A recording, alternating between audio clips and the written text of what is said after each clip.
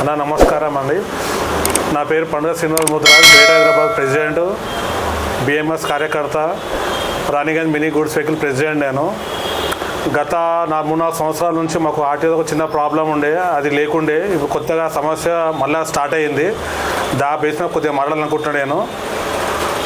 ఏదైతే 3-4 సంవత్సరాల కింద మనకు ఈ లాక్డౌన్ ఉందో, ఈ ఆర్టీఓ ప్రాబ్లమ్స్, కొద్దిగా పేపర్స్, కొద్దిగా బండి వెహికల్స్ పేపర్ కొద్దిగా కరెక్ట్ లేకుండా కానీ, ఫిట్నెస్ పర్మిట్ లేకుండా కానీ కొద్దిగా ప్రాబ్లం, కొద్దిగా వాళ్ళు చూడకుండా వదిలేసారు. ఇప్పుడు అవంతా మళ్ళీ స్టార్ట్ అయింది. మేము దీనికి గవర్నమెంట్ వ్యతిరేకంగా ఏం పోతలేము, చేయమంటున్నాం.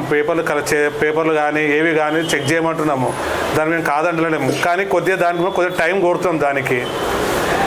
ఇది ఒకటి మా ప్రధాన సమస్య. ఇది దీంతో ట్రాఫిక్ది ఒకటి, ఈ నో ఎంట్రీ చాలన్స్ ఉన్నాయి మాకు.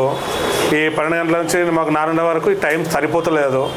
గవర్నమెంట్ దీని మీద కొద్దిగా సొలవ తీసుకొని ఇప్పుడున్న గవర్నమెంట్ ఈ 12 గంటలు కాకుండా పొద్దున 11 గంటల వరకు, సాయంత్రం 4 కాకుండా 5 గంటల వరకు ఇస్తే దీని మీద మా డీసీఎం డ్రైవర్లు కానీ ఆటో డ్రైవర్లు కానీ కొద్దిగా మాకు వీలు ఉంటుంది, మాకు మంచిగా ఉంటుంది అని. మాకు లాక్డౌన్ దందాలు ఏం లేవు. దీని మీద కొద్దిగా దయచేసి ఇది మాకు ఈ గవర్నమెంట్ నుంచి మాకు దీన్ని చొరవ తీసుకోవాలని కోరుకుంటున్నాను.